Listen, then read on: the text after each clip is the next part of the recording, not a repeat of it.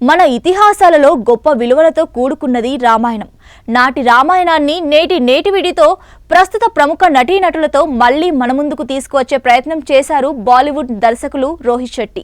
ఇదే ప్రయత్నాన్ని గతంలో చాలా మంది చేసిన యాక్షన్ నేపథ్యంలో వచ్చిన సింగం సిరీస్ కు ఈ తరహా ప్రయోగం చేయడం మొదటిసారి. అందులోనూ బాలీవుడ్ లో భారీ తారాగణంతో ఇలాంటి అంశంతో కూడిన కథ తీయడం అనేది నిజంగా సాహసమనే చెప్పాలి. ముందుగా సింగం సిరీస్ గురించి చెప్పుకుందాం. సింగం సిరీస్ లో వచ్చిన మూడో చిత్రం ఇది. సిరీస్ లో ఈ భాగం ప్రేక్షకుల ముందుకు రావడానికి దాదాపు 10 ఏళ్లు పట్టింది. 2011లో సింగం మొదటి చిత్రం రాగా 2014లో రెండో భాగంగా సింగం రిటర్న్స్ విడుదలైంది. ఆ తర్వాత ఇప్పుడు అంటే 2024లో సింగం అగైన్ పేరిట వచ్చింది.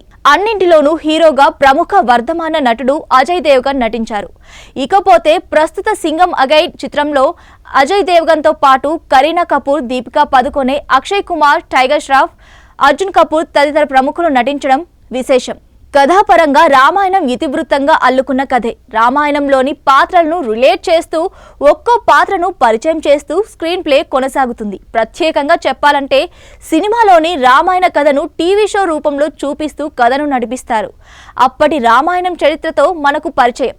అందుకే ఇది రమణీయ కావ్యం. కానీ ఇప్పటి సింగం అగైన్ మాత్రం రణరంగమే ప్రధాన సూత్రంగా నడిచిన కథ. ఆఖరుగా ఒక్క మాట రామాయణ కథను నేటి తరానికి మళ్ళీ చెప్పడం అనేది మంచిదే. కానీ అన్ని భావావేశాలున్న రామాయణ మూల కథలోంచి ఒక్క శౌర్య వీరరసం మాత్రమే తీసుకొని సినిమా రూపొందించడం ఏమాత్రం సమంజసమో సినిమా తీసిన దర్శక నిర్మాతలు మనలాంటి ప్రేక్షకులు ఆలోచించాల్సిందే.